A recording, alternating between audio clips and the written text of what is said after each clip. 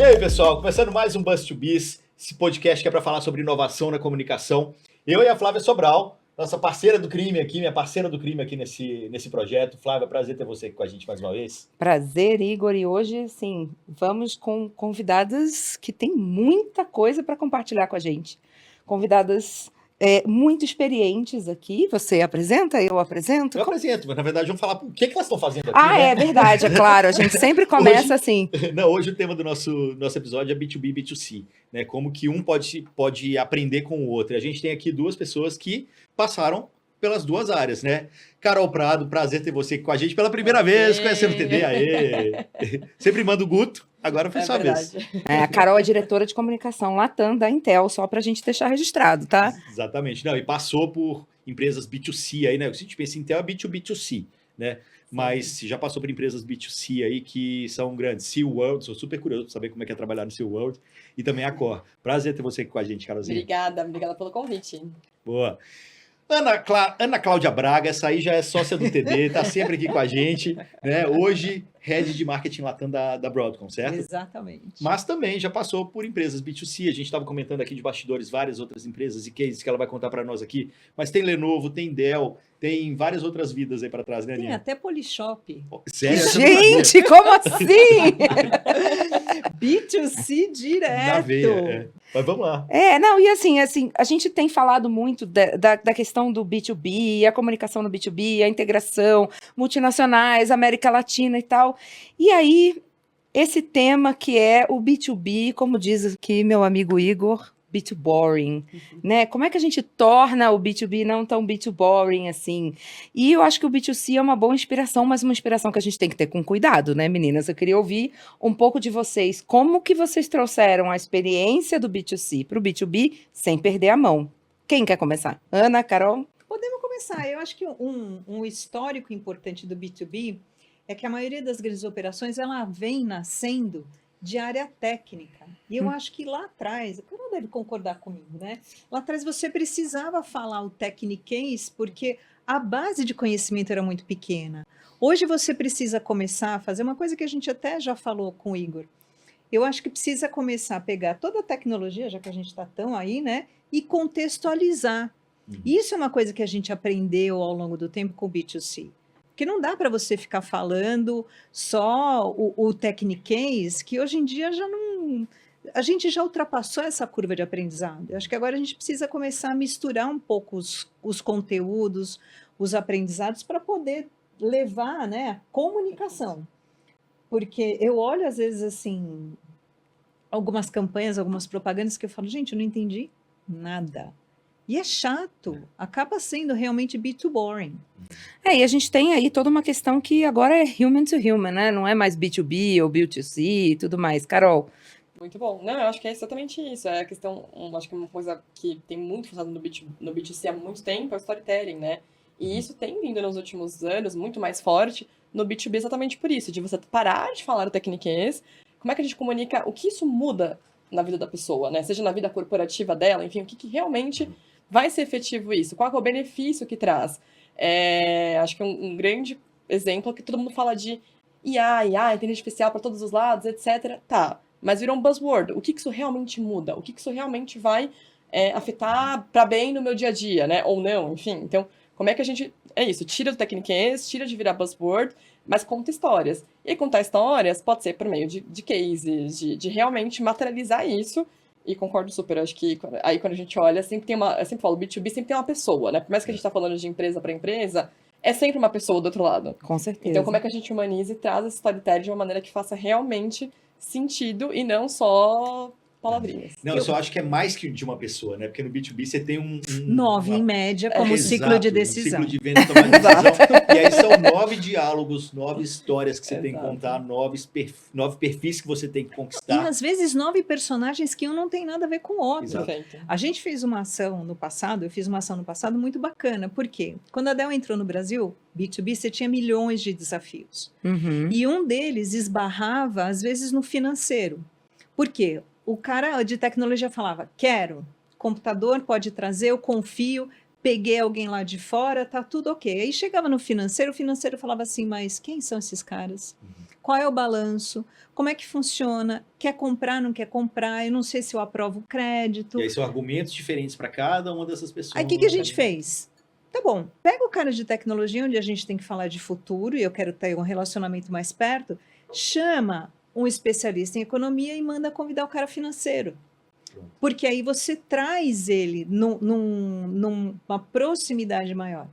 Eu acho que uma coisa que é muito pesada, né, e muito relevante no B2B é o nível de risco que o comprador assume pelo valor que ele paga. Então, se eu vou no supermercado, compro uma marca, sei lá, de achocolatado que eu não gosto, é pequenininho, o risco é pouco, eu vou lá, troco.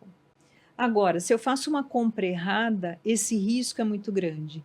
Então, eu acho que a gente tem que trabalhar a comunicação não só no produto, mas também ir trabalhando esse cara assim, para reduzir a sensação de risco que ele tem. Por isso que o storytelling é super importante. Eu vou falar até um jeito meio chulo, eu fico brincando que tecnologia é mercado de candinha, né? É a fofoquinha. Se aquele comprou, eu faço. Se aquele não comprou, eu não sei. Que é um pouco do influencer, né? Mas, na verdade, é você olhar a referência que tem. Por quê? Porque você precisa reduzir esse risco. Você sabe que é uma coisa bem interessante, Ana, porque quando a gente fala de B2B, a gente normalmente vai estudar personas, né? Então, todo mundo já me ouviu falando aqui no podcast de Tech to Human, né? De transformar o Technicase em humanês, que eu costumo dizer, mas mais do que isso, da dor da persona. E eu acho que é um pouco isso que você está falando. Essa identificação da dor faz com que eu tenha empatia pelo que aquela persona quer, o que ela está procurando, e com isso eu consigo conversar com compras, eu consigo conversar com financeiro, eu consigo conversar a partir da perspectiva, mas a comunicação é uma só. E aí, como é que faz, Carol, a estratégia tão densa assim para tantas personas? Olha, acho que é exatamente isso, né? Acho que o B2B ele traz uma complexidade muito maior quando você vai olhar para a tua estratégia, mas acho que uma coisa que o B2B faz muito bem há muito tempo e está melhorando cada vez mais é a questão de usar os dados, né? Então, quanto mais você usa ali de dados, de você entende, melhor você conseguindo chegar lá. Então, acho que, e nessa, tudo que a gente fala de humanização, etc., tem muita questão também da personalização, né? Como é que você realmente chega naquela empresa, né? Então, por exemplo, a gente está falando no caso da Intel, de processador, né? De soluções que ele não vê, que o cliente ele não vê de maneira nenhuma, né? Tá sempre dentro de alguma coisa. Então, como é que você convence ele de que ele tem que optar por você ali dentro, não por uma outra, não pela concorrência, ou até às vezes não é concorrência direta, mas é o share of wallet, né? Como é que a gente convence que ele tem que gastar mais ali onde a gente está? Entendendo muito bem ele. Então, entendendo realmente não só a dor dele, mas assim, até a gente fala, prever o que ele vai ter de dor no futuro. Prever, porque é exatamente isso, não é um acordo que a gente vai fazer agora, não, é para agora. Não, a gente está fazendo acordos, às vezes, de 2, 3 anos, né? Então, como é que a gente garante que ele vai estar competitivo, que ele vai estar realmente à frente? É entendê-lo a fundo. Então, usar tudo que a gente tem disponível de dados, né? A gente fala que os nossos vendas e marketing ali trabalham de maneira tão integrada para realmente poder ali traçar um time só. Tá bom, então ele precisa disso aqui, então como é que eu chego? Qual que é exatamente aqui a caixinha de mensagens que eu preciso levar para convencê-lo, né? Para convencer essa pessoa aqui. E não é nem convencer, mas eu acho que o B2B é diferente. Você tem que ajudar o cara a tomar a melhor decisão. Consultar. É como se fosse um consultor no final do dia. É uma venda super consultiva, né? A gente fala muito disso no B2B. E complexa. Você tem 9 caras com os quais você tem que falar. Às vezes, na empresa, a tua compra para no jurídico. Sim, quantos contratos não param no jurídico? Ou quando é compras, né, gente? Também. Compras que, no fim, quer botar o preço no produto que você tem. Mas você falou uma coisa super interessante, né? Que eu acho que aí o B2B deveria emprestar para o B2C. Quando a gente fala de B2B, a gente fala de dado, de segmentação. E aí eu sempre volto para a ideia do banco. Né? O banco, ele não trabalha com o teu dado enquanto pessoa física. Ele não trabalha com o teu ciclo. Ele não trabalha com persona. Às vezes trabalha. Se hoje você olhar a campanha do Santander, ele está trazendo uma outra geração ali exposta. Uhum. Mas eu acho que a gente tem muito ainda o que aprender uns com os outros, né? O nosso storytelling muitas vezes é o testemunhal. Uhum. Por quê? Porque esse cara precisa ter respaldo. Ele está investindo não 1.000, está investindo milhões. Exato. E eu acho que, em última instância, para esse cara do B2B, o risco dele é a vida dele, né? É a vida profissional. Então, ele quer se cercar de todas as garantias e de todas as seguranças que ele pode para essa tomada de decisão. E a gente tem um país e uma região, mas um país especificamente muito early adopter de tecnologia, né? Então a gente quando olha para, então tá bom, eu tenho que convencer as pessoas de que a IA, como a Carol estava falando, é next big thing, ou seja, é a coisa que vai mudar o meu negócio, né? Como é que eu faço isso? Todo mundo chega top-down, eu preciso ter IA aqui na empresa, mas que IA? Você não sabe exatamente se é de comer, se é de tomar, se é de botar no computador, o que faz com aquilo. E o B2C não tem tanto isso. Mas aí eu queria trazer uma coisa importante, que são os casos. E aí, como é que SeaWorld vira Intel, entendeu? Como é que isso acontece? Como é que isso aconteceu? Como é que a Shamu entra lá dentro do computador e faz você escolher comprar? Eu queria entender um pouco isso, porque eu acho que é um impacto grande, né? Eu, pessoalmente, para quem conhece, vê meu LinkedIn, eu sou uma pessoa B2B raiz, entendeu? Meu primeiro emprego foi na IBM, entendeu? Então, eu sou B2B raiz, já toquei um pouco B2C e tudo mais. Mas como é que o B2C vira chave na comunicação para o B2B? Nossa, é uma excelente pergunta, na verdade, e é super complexo, porque realmente, eu acho que no caso, né, de um SeaWorld, por exemplo, é muito mais fácil a maneira que você vai chegar no emoção, né? É, diferente. Exato, você tá vendendo um sonho pra pessoa ali, né, assim, dela querer, né, no caso, como eu trabalhava, era focado em Orlando, especificamente, que é o destino que os brasileiros escolhem. Porque o SeaWorld tem outros parques espalhados ali nos Estados Unidos.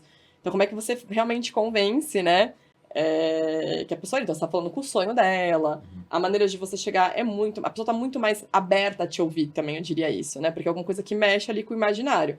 No B2B, não. É isso, você tem que ser um consultor da pessoa e, às vezes, o que eu sempre falo bastante é investir. Então, ele é com certeza, todo marketing de investimento, óbvio, mas ele é muito mais caro. Então, quando a gente lança alguma tecnologia nova no mercado, a gente lançou recentemente uma solução que ele é um acelerador para o processador de IA. Então, ao invés de você gastar com uma GPU caríssima, você com um processador bom, você consegue, com esse acelerador, ter o mesmo resultado. Como é que você convence a pessoa, uma empresa, a ser um early adopter disso? Né? Como é que você fala, putz, isso aqui realmente...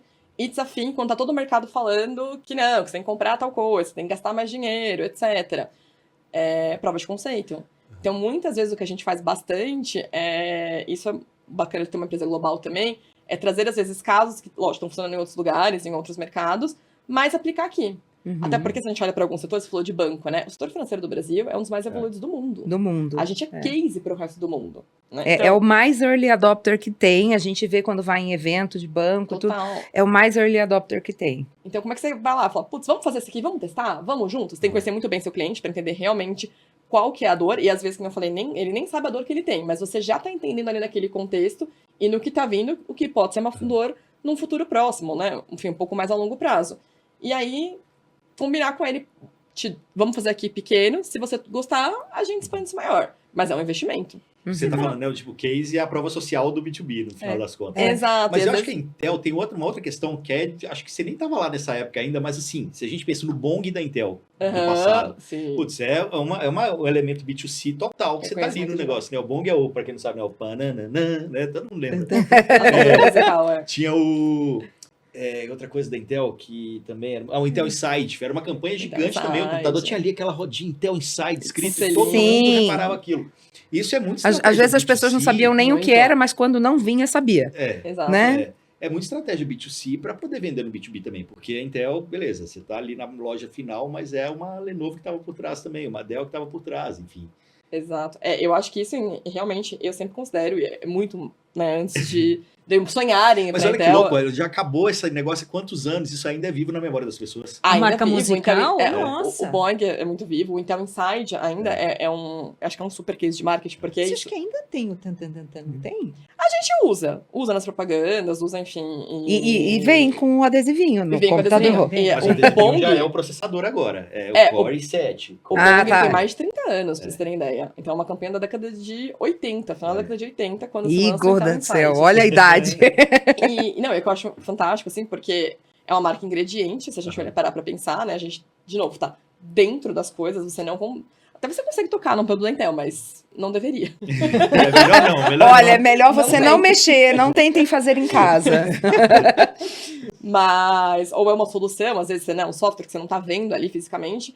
E é isso, assim, a gente já tem até hoje o selinho, e isso virou tão um reconhecimento de marca importante que o selinho, ele não tá lá de graça, ele é pago pra tá, né? Mas isso exigiu toda uma campanha de marketing B2B, que vai, né, enfim, tocar o B2C de alguma forma também, mas que é a estratégia de co-marketing. Então, acho que é uma estratégia que até hoje existe. A gente não usa mais o Intel Inside como tagline, como aquela campanha guarda-chuva. A gente realmente tem outras hoje em dia, mas ele ainda existe. Se você vai comprar um computador que tem processador Intel, ele vai estar ali o selinho. E o legal é que você vê que as concorrentes, o mercado adotou isso. Adotou o selinho, Entendeu? sim. Então, mesmo que o computador não é da Intel, você vê lá o selinho da concorrente. Eu acho isso fantástico, porque era uma estratégia que você vê, né, que realmente funciona. Exatamente. E é isso, é tão forte que já aconteceu comigo, às vezes acharam meu telefone online, alguma coisa assim. Antigamente meu telefone estava no newsroom da Intel, e ligava assim, não, meu computador tá com problema, é da Intel. Eu falo, não, mas deve ter alguma fabricante. A pessoa, não, tô vendo aqui Intel escrito.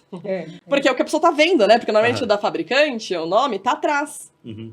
Na Então tela, a pessoa fica olhando o tempo inteiro ali no laptop, ou no desktop dela, o selinho ali com Intel. Então Legal. realmente ressoa e acaba virando sinônimo de qualidade, de que confia, né? É muito legal você ver a curva, né, de adoção de tecnologia e o que você precisa subsidiar. Uhum. A gente, quando a gente fez um programa juntos, por quê? Porque a gente Que aliás entendia... aqui, a Intel tava junto Tava também, junto. com o Lenovo. Mas qual era o objetivo, né? O objetivo era ensinar as pessoas a usarem o computador o máximo que elas podiam. Porque o que a gente percebe? Que compra e não sabe por quê. Inteligência artificial. Por que a inteligência artificial chega com tanta força? Porque se você não tem um processamento otimizado, você não consegue chegar Exato. no que você tem hoje. E as pessoas acham que a inteligência é o software. Uhum. Aí eu falo, gente, a gente chegou numa curva de limite de processamento que foi quebrada. E porque quebrou, a gente consegue trazer. Só que é muito difícil. Aí você entra, né, voltando à campanha. A gente fez a campanha por quê? Ensina o pessoal a usar. Ensina ele a entender o que ele tem na mão. Valoriza, posiciona e traz isso de uma maneira mais amigável. Uhum. Por isso que o projeto era Tech Talk, né? É. Era muito Ah, legal. Tech Talk, é verdade. Chamava Tech Talk. É. Por isso que a gente trouxe, para trazer isso um pouquinho mais aterrizado, não necessariamente para a grande empresa, mas para o pequeno e médio, que era um cara que começa a usar a tecnologia, só que ainda não sabe como fazer. Vocês acham que o B2B ele é responsável pelo consumidor final começar a conhecer ou achar que conhece tanto, principalmente no mercado de tecnologias? Eu vejo, por exemplo, quando a gente está trabalhando topo, meio e fundo de funil, né, um caso de sucesso sendo o fundo do funil. O meio do funil é dicas e tarará. E o topo do funil seria hoje o que é IA e o que ela vai ajudar na tua vida. Vocês acham que o B2B lidera esses movimentos de topo de funil, de conscientização sobre uma nova tecnologia? Sim. E como é que vocês trabalham isso dentro das marcas que vocês trabalham ou já trabalharam antes? Nossa, com certeza. Até porque muita coisa não fica tão rápido disponível para o consumidor final. Um exemplo claro, acho que é a IA, né? Então, se a gente fala de IA, não é poxa, GPT todo mundo, né, fala, virou um buzzword que acho que no seu dia você não consegue passar o dia sem ouvir IA ou sem falar sobre IA. Mas há pelo menos 10 anos se fala bastante disso no mundo corporativo. Uhum. E bastante mesmo. A IA não é uma coisa tão recente, mas ela evoluiu muito na última década e se fala muito. Mas eu acho que todas as buzzwords, a gente está nesse mercado há muito tempo, cara, cloud computing, o quanto que todas as empresas ali Exato. que eram Internet players, das coisas. internet das coisas, BI. por aí vai. BI, exato. Eu Hoje acho que a pra quê, maior né? parte do mercado aí vamos falar aí de um glossário techniquez que a gente usa no dia a dia e que a gente vê, eu vejo minha mãe falando, não, porque o Exato. cloud deu problema, eu não sei se desconectou o cloud, gente.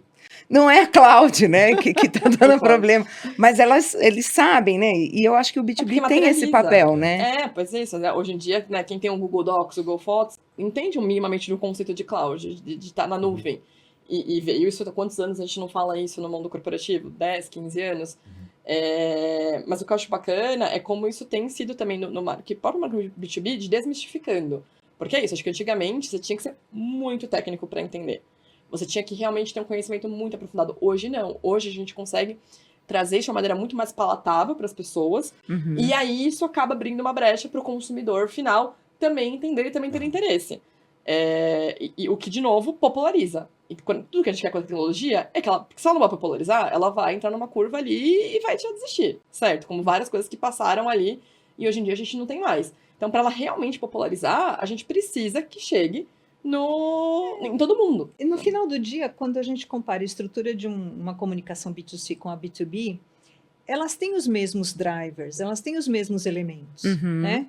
Então, tanto para você comprar um item no supermercado, você precisa ter um apoio, um respaldo de tomada de decisão. O teu lagging para tomar essa decisão é mínimo. Uhum. O do B2B, ele é maior. E eu acho que assim, o que a gente vê, né? A gente vê que começa a buscar e a misturar um pouco as estratégias. Eu acho que o influenciador é um cara relevante, porque você tem que buscar referencial. A internet ela é ótima, mas ela pulveriza demais. Então se fala quem é o cara de A hoje em dia.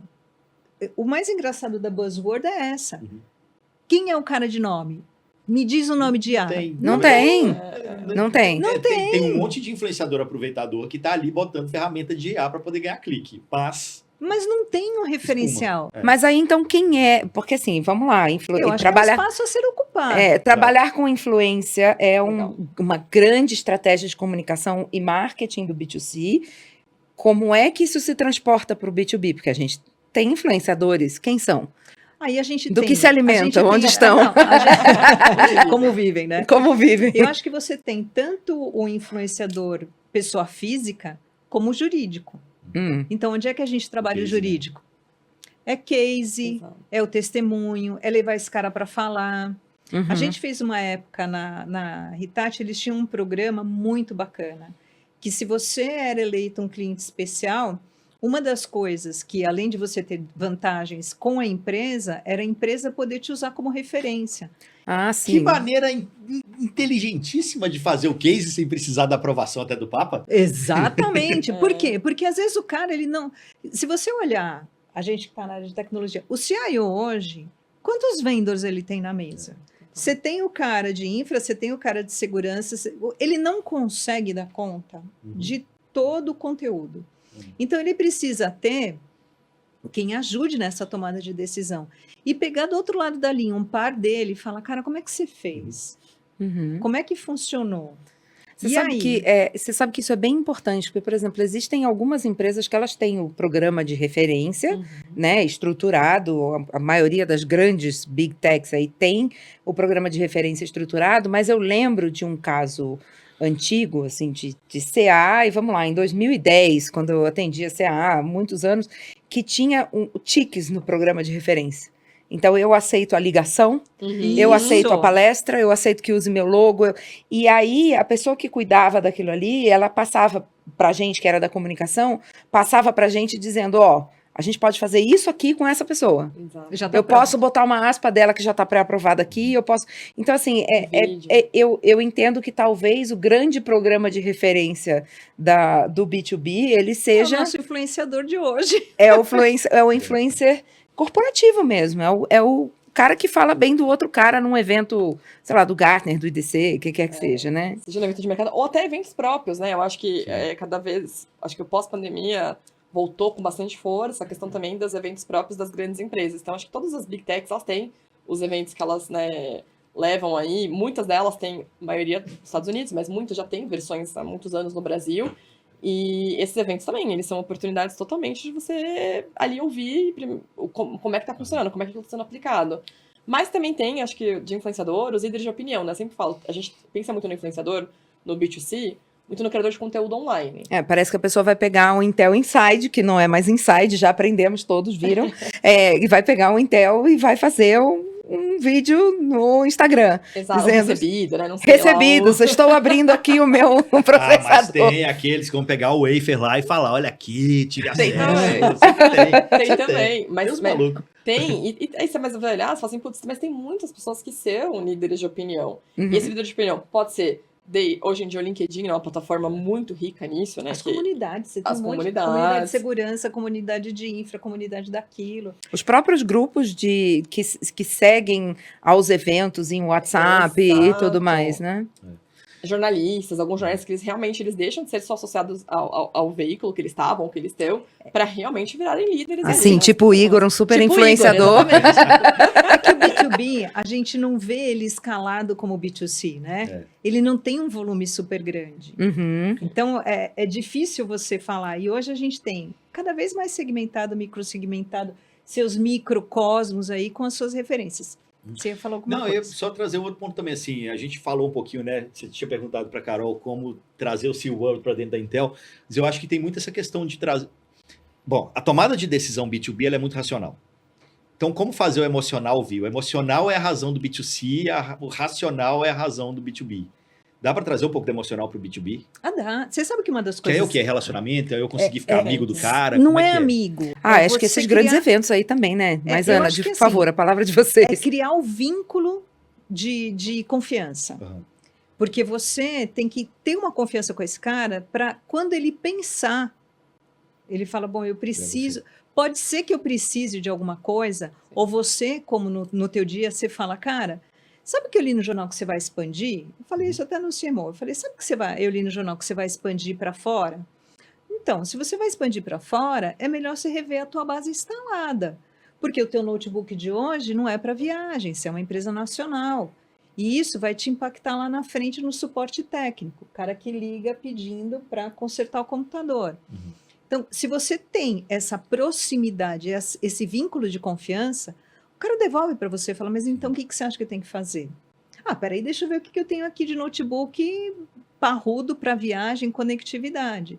Então, este relacionamento, que é o famoso ABM, né, o Account Based Marketing, quando você microfoca no cara, é que é super importante. O nosso papel que é nutrir esse cara e nutrir ele no ciclo. Eu acho que aí o persona, a gente empresta também um pouquinho do usuário final. Uhum. E como você falou dos eventos, por que a gente faz evento? Né? Brinde. Uhum. Todo mundo fala assim, que brinde você quer dar? Que horas eu quero que ele lembre de mim? Eu quero que ele lembre de mim no final de semana, quando ele está relaxado, tomando uma caipirinha, fazendo churrasco? Dá uma faca. Eu quero que ele lembre, na hora que ele está lá na mesa dele, pensando o que ele vai fazer, dá um apoio de mesa de couro super lindo. Então, até no brinde você tem que pensar em que momento você quer estar perto dele. E relaxar um pouco na linguagem. Mas isso, Ana, é tão legal que você está falando, porque a gente vê brindes, né? E aí você está falando de uma coisa que é super palpável, brinde. E as pessoas não dão, às vezes, a estratégia de marketing, ela tem que entrar, da comunicação e do marketing, tem que entrar até nisso. Porque às vezes as pessoas falam, vamos fazer umas canetas e uns cadernos. Gente, cadernos. Tudo bem, nós que somos, quer dizer, jornalistas ou de comunicação, a gente acaba usando, né? Mas que tipo de caneta, o quê, como, por quê? E eu acho que isso é bem interessante. Que horas você quer ser lembrado? Né? Carol, você ia falar. Não, acho que é excelente isso, porque às vezes a gente pensa coisas grandiosas, mas é isso, desde o pequenininho ali, né? Um brinde numa feira, num evento, porque isso toca. Lembra uma vez que a gente fez um brinde super simples, que era aquelas tampinhas de tampar a câmera do notebook? Gente, a galera se tapeava por aquelas tampinhas. É um negócio super simples, né? Que, enfim. Mas onde você compra isso daí? Você não compra, você vai buscar, então você ganhar um negócio legal. Transmite de conceito. Na Hitachi, o que a gente fez uma época? A gente estava falando que o sistema de armazenamento melhorava o uso do espaço no data center do cara. E a gente via que tinha resistência para entender. O que a gente fez? Pega uma caixa linda, maravilhosa, dá uma trena digital. Boa.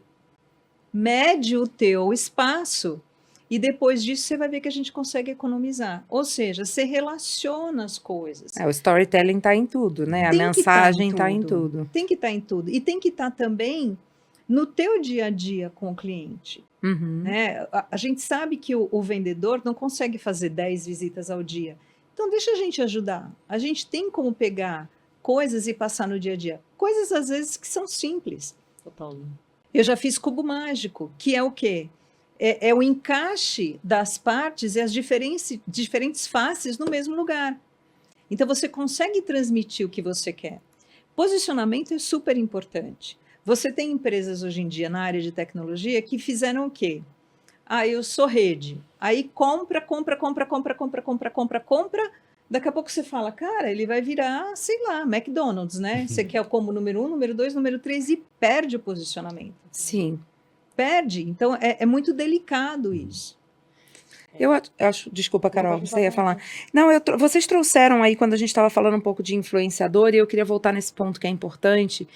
A gente tem aí redes sociais para apoio de comunicação, né? E a gente vê aí como o B2B se apoia no LinkedIn aí também.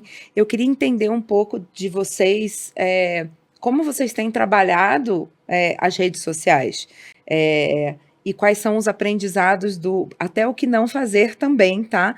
Do B2C que vocês já viram por aí, casos que não necessariamente sejam de vocês, mas que vocês veem e falam, isso aqui, ó, tentou pegar o B2C e não deu muito certo, não precisa falar a marca, tá, Não, gente? é o famoso ir para o LinkedIn publicar aquilo que ele acha engraçado e não aquilo que é essencial. Eu já peguei gente de mercado publicando no LinkedIn um slide com informação confidencial. Uhum. Porque acha que pode fazer tudo, que é lindo, o que importa é eu estar me expondo. E não é, você tem que cuidar. Uhum. Eu acho que isso é um ponto, assim, que a gente tem feito. Acho que no LinkedIn tem tanta questão que eles fomentam bastante as comunidades e também os top voices, né, que são os influenciadores do LinkedIn. Uma coisa que eu acho muito interessante, diferente de outras redes sociais, é que você não pode comprar aquilo, é totalmente. O LinkedIn ele tem uma curadoria ali de um time interno analisando e ele te dá ou não um selo, uma decisão do LinkedIn. Mas claro que o que eu acho legal é que ele te dá uma consultoria também, etc. Então, acho que funciona bastante. Mas além de usar esses influenciadores, né, que existem, esses líderes de opinião do mercado, dependendo do que você quer acionar, etc., tá ficando muito comum você transformar os seus colaboradores em influenciadores também no LinkedIn. Uhum. Então, na Intel, a gente tem várias pessoas na América Latina que são top voice, por exemplo. Uhum. E é super legal, porque eu brinco, né? É um recurso ali praticamente grátis ali. Exato. Porque você tá usando o seu Chancela, próprio super. uma chancela super ali. E se você olha alguns estudos, até quando a gente fala de reputação, de marca, as pessoas realmente não querem ouvir o logo, né? Então, lógico, você tem que ter um company page, né? Que é a página lá da sua empresa no LinkedIn. Tem que ter, acho que o loginho lá, eu brinco falando, ele é primordial, até porque se você entra numa rede social e não tá atualizado, não tem, parece que não existe, né? Parece que aquilo não é fake.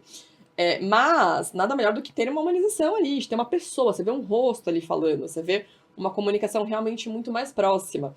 Então, a gente usou nos últimos 5 anos, mais ou menos, de transformar os nossos líderes em realmente pessoas que são relevantes no mercado. Muito usando o LinkedIn, mas também usando outras estratégias, né? De estar em eventos de parceiros, de estar em eventos de mercado. Mas o do LinkedIn é super curioso que às vezes até alguns clientes nossos falam assim, será que não pode divulgar esse case, né, no LinkedIn da Gisele, da Cláudia? E a gente fala, claro. E aí, lógico, que a pessoa acaba perdendo, eu brinco, né, um pouco do LinkedIn dela ser dela apenas, porque a gente senta e faz em conjunto ali uma estratégia. Não é qualquer post, não é qualquer coisa. É realmente pensado ali da maneira que você vai fazer de acordo, até, né, para não ficar esquisito com a persona que a pessoa construiu também, porque no final tem também a nossa marca pessoal. Sim. Tem uma coisa legal, a gente está falando bastante de evento, que é comum a vocês duas, assim. Vocês, às vezes, estão em eventos, em stands de parceiros, né? BGS foi o caso agora, a Febraban, vocês estavam também. Como é que funciona essa coisa de co-marketing dentro do B2B? Olha, Explica para quem não é desse mundo. Assim. Perfeito. Eu acho que, inclusive, essa estratégia de co-marketing foi o que fez a Intel ter o reconhecimento de marca que ela tem hoje, com certeza. Se não fosse isso, dificilmente a gente estaria tão próximo do consumidor final. Então, pra você ter ideia de magnitude, 80% do nosso investimento de marketing, ele é via co-marketing. Então, quase tudo que a gente tem de marketing de investimento vai para os parceiros. Então, na prática, junta Intel com uma Dell, por exemplo, Exato. E uma Microsoft. Pode ser também. Uma trinca. Perfeito. E você tem um projeto. Ou uma AWS, né? Acho também, que os segmentos, eles são diversos. Então, se for da BGS, mas na mesma semana estava acontecendo a FutureCon. Exato. Também, a gente estava em mais de 10 stands na FutureCon. E é muito bacana. Na Intel existem várias regras para usar. E assim, basicamente quanto maior o cliente nosso, ou parceiro, mais ele tem verba de co-marketing. E ele vai ter regras para usar, então ele não vai poder, por exemplo, ter a concorrência. Se ele está usando verba de co-marketing por um stand numa feira, ele não pode ter nada da concorrência. Mas que é ótimo. O logo nosso, ele tem que ter o logo lá em destaque, tanto é que às vezes acontece muito disso, de ter Assim, tô aqui no stand da Intel, e a pessoa não tá no stand de um outro parceiro, só que tá com o logo grande da Intel, Achou a que é lá. pessoa acha que é lá. E enfim, vai colocando várias questões que a gente vai normalmente acordando. Tem algumas que são mais inflexíveis, outras mais flexíveis. Depende também de quanta verba você usa ali também, enfim, de aprovação. Mas acaba tendo uma liberdade bacana, porque o cliente, o parceiro, ele usa aquela verba da maneira que é efetiva para ele, e a gente une os esforços para potencializar aquele investimento. E aprovando tudo para ficar dentro da narrativa, porque senão Exatamente. vira Exatamente. uma Na bagunça, verdade- né? Na Exatamente. verdade, o evento é uma narrativa e os stands são os influenciadores, né? Então, quanto mais influenciador falando do seu produto, melhor. Porque numa FutureCon, eu tive lá, eu passei. Quanto mais gente tá com o teu conteúdo e falando de você, maior o teu nível de influência, maior o teu nível de reputação e de referência. Uhum. Então, quando a gente fala de evento, o evento acaba sendo um mini mercado. É ali que você tem que se posicionar, é ali que você vai vender. Às vezes não, mas é ali que você forma a solidez do teu segmento. É ali que você encontra as pessoas, que você faz o relacionamento, é ali que você mostra tua estratégia de canal. Então, às vezes você leva, né? Experimentação também. O fato de estar uma Dell junto com a Intel é porque a Dell é um canal de venda da Intel, teoricamente. Então, você Sim. também coloca, né? Porque se não existe Dell, você não vende. Total. Então, é um microambiente que você começa a se posicionar. Perfeito. Mas você estava falando de LinkedIn, né? Aham. A gente teve, sim, cases recentes de donos de empresa falando que não deve. Sim. E aí criando uma polêmica enorme. E foi muito interessante, porque eu comecei a ver assim, que a polêmica ela estava concentrada no LinkedIn. Ela chegou aí para o jornal, né? Jornais Ela foi para começaram- alguns grupos de WhatsApp também, né? Ela chegou aí Mas para ela alguns grupos ficou de Foi muito- WhatsApp. para mídia aberta, ela foi uns 3 dias depois, 4 dias depois. Sim. Demorou. Não, mas Demorou. o negócio mesmo foi LinkedIn e comunidades, né? Ou Sim, seja, via sim. grupos de WhatsApp ou E dentro foi muito interessante. Que eu falei, gente, vamos ver até onde vai, né? E o mais interessante é a estratégia de mercado que essa empresa está adotando atualmente. Uhum. Né? Do tipo, relevou a polêmica e segue o baile. Enfim. O que ele está tirando? Né? Ele está tirando algumas lições do B2C, levando para o B2B, Boa. mas tem que tomar muito cuidado, porque o B2B ele é mais implacável. Tipo, nesse caso, eu acho que é fale mal, mas fale de mim, sabe? Uma pegada assim. E no B2B, como vocês mesmos falaram, né? Tipo, a tomada de decisão tem que ser muito mais estratégica, confiança, né? racional. Não, e qualquer coisa Tá. que você fala errado, a gente já falou isso em outros episódios, qualquer coisa que você fala errado pode custar uma receita gigantesca, né? Então, muito grande. E aí, eu acho que você tocou num ponto interessante, e Carol falou que tem várias pessoas aí de gestão no LinkedIn. Eu acho que o B2B e o B2C se misturam na rede social, principalmente numa rede social que ela foi feita para ser minha e não da minha empresa, ou sua e não da sua empresa, né? A gente falou um pouco disso com a Diana da TOTUS, quando falamos de M&A, pô, eu tô falando mal, eu tô falando que eu sou melhor que ele, aí daqui a pouco eu vou lá e compro ele, o que eu faço? Né? Então, eu queria entender um pouco de vocês, como é que a gente controla o B2C no B2B? Vocês entenderam que eu tô... É difícil, é Né? difícil. Para, sei lá, o alto executivo que já tem um trabalho de LinkedIn bem pensado, não chegar no final de semana e postar no gente LinkedIn gente- as garrafas de vinho que ele tomou. Eu já vi, tá, gente? Não, a gente teve demissão de... Ou até em outras de- redes, né? Desculpa. Sim. Até em outras redes, né? De postar no X alguma coisa super nada a ver com o contexto, né? Ou no Instagram aberto. Acontece. Não, Mas já a teve gente demissão de country manager de empresa por conta Fala, de festa Ana. fantasia. Festa fantasia. Sim. Lembra Festa dessa? Fantasia. Teve um outro que patrocinava um time X, só que o dele era o Y, e aí ele Ele foi falou na mal, rede. esse sim. Esse é um muito caso bom, clássico, esse é clássico antigo da de chegada do Twitter no Brasil. Media training. Clássico de Não, media é muito training. bom. Não é? Por quê? Porque Chamado do mistura. Twitter no Brasil. Mistura. Mistura. Ou daqui a pouco o povo vai estar xingando a gente, tá igual o Léo Dias aqui fazendo nota cifrada no mercado. Mais um exemplo B2C pro B2B, ó. Mas eu acho que eu acho que o LinkedIn traz um pouco isso, dessa mistura do que é a minha opinião pessoal, e aqui, minha opinião pessoal profissional com a opinião da minha empresa, Mas, né? Flávia, tudo é reach. Tudo é alcance. Tudo é o alcance. Quando a gente começa a olhar, né? Eu acho que o tema B2B, B2C, a estrutura é igual. O que eu quero fazer no meu pequeno jardim, né? Na minha pequena fila do pão. Eu quero ser o primeiro, eu quero que todo mundo saiba. Então, eu acho muito interessante no LinkedIn o pessoal elogiando o outro, recomendando. Link Disney, como diz o... Link Disney. Você vai pegando carona no outro. O que a gente viu nessa campanha última negativa aqui? Não, essa última campanha que a gente teve para prefeito da cidade. Um cara se apoiando num pilar de amplitude grande para ganhar reach no âmbito dele. E até posso dar um exemplo de um case / uncase que a gente teve na Intel recentemente. A gente gosta mais dos uncases do que do case, porque é buzz to be. Esse eu confesso que eu, como comunicadora da Intel, fiquei irritadíssima. Como a pessoa física, eu dei muita risada no pessoal depois, porque foi engraçado. A gente não teve um bom trimestre de resultados financeiros, né? A gente é uma empresa de capital aberto, na Nasdaq, então todo trimestre a gente divulga os resultados financeiros. A gente, todas as Big Techs aí, praticamente. E aí, não fomos bem. E saiu, óbvio, né? Todo o resultado financeiro sai matéria. Se saiu bem, se não saiu, enfim, isso é... A gente nem divulga nada, já sai por conta. Perfeito. E aí não foi bom. E a gente tem uma questão que o nosso CEO global, ele é uma pessoa muito figura de mercado conhecido, porque ele trabalhou com os fundadores da Intel, então ele é uma das primeiras pessoas lá do Vale do Silício, de mais de 40 anos atrás, né?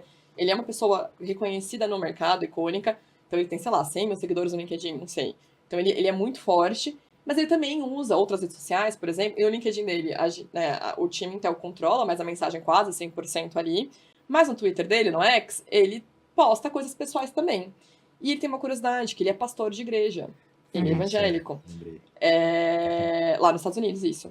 E aí ele postou um tweet, todo domingo, isso desde que ele tem Twitter X, né, mais de 10 anos, todo domingo ele posta eu não sei se é versículo a palavra correta. Um salmo. Mas, enfim, algum trecho bíblico que ele fez a preleção na igreja dele. Então, todo domingo ele faz isso.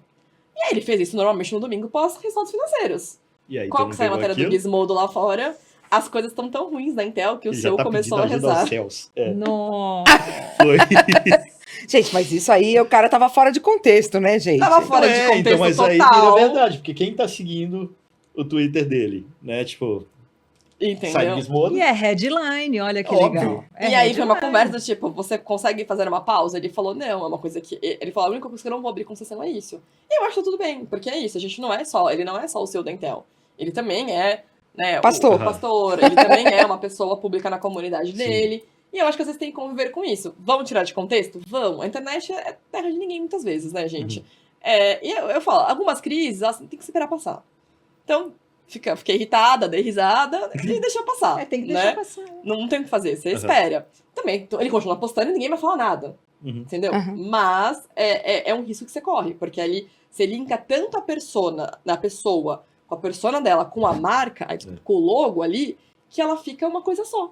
Ela fica uma amalgamada, né, na marca e perde um pouco da sua própria identidade. O oposto agora também, assim, só que vocês estão falando, tô lembrando, se pega Steve Jobs, até hoje as pessoas veem as coisas que a Apple faz e falam, nossa, se Steve Jobs estivesse vivo, ele estaria revirando no túmulo. Gente! É o oposto, né? Tipo, ele ficou maior do que a marca no final das contas. Isso é muito doido, essa conexão. O Bill Gates, as pessoas ainda falam de Microsoft, ainda pensam em Bill Gates, né? Ele não tá faz anos na empresa em si liderando. Mas, assim, é muito interessante os uncases, né?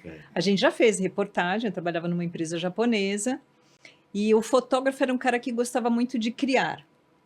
E aí a gente conseguiu fazer, no meio da Paulista, uma foto do General Manager pulando. E quando saiu a revista, ele vestiu o cara de samurai. E isso, para uma empresa oriental, Nossa, uma super ofensa. E a hora que saiu, ele falou, o que você vai fazer? Eu falei, a essa altura nada, tá impresso. Tá na rua, ele não passou pra gente. Então, tem os usos do B2C que às vezes dão super errado. eu ia perguntar para vocês, então, quais são, assim, os maiores casos de B2Cização do B2B que vocês viram que, gente, eu lembro quando quando criou-se um Instagram e mais recentemente Snapchat, depois, enfim, TikTok, e até hoje TikTok, né? Às vezes as pessoas vêm e falam, mas vocês não têm conteúdo para o TikTok, para uma multinacional B2B? Como que quais vocês veem aí como os piores casos, ou até um caso, vai saber, de sucesso de B2Cização? Inventei, hein, gente? Eu tenho um que, assim, a empresa tinha lançado um conceito novo, que é inovação social. Uhum. É um conceito difícil de você passar, porque o que é inovação social numa empresa, na época, que faturava 104 bilhões com 20 mil skills? Então, vamos passar o conceito da inovação social. Então, chamou-se um publicitário muito renomado e ele fez um vídeo, né, um filme, todo cantado da rotina de uma pessoa.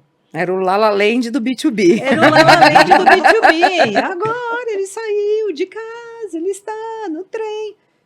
Assim, a hora que bateu em todos os gestores de marketing foi pelo amor de Deus. Tá jocoso. Uhum. E as músicas de fundo eles queriam adaptar de acordo com cada country, com cada país. Eu falei, gente, não dá para colocar Um pagodão. um pagodão, um Só um samba. pagodão, funk. Né? Não dá, cara, não dá. Tudo bem, mesmo que seja uma bossa nova, é como a gente falou. Eu falei para a pessoa, eu falei, é como se você estivesse cantando como trocar o pneu de um carro. Agora pegue o macaco. Gente, Então, completamente fora de contexto. O que ele fez? O feedback foi bem intenso, ele reduziu o filme, ressignificou e começou a passar o conceito.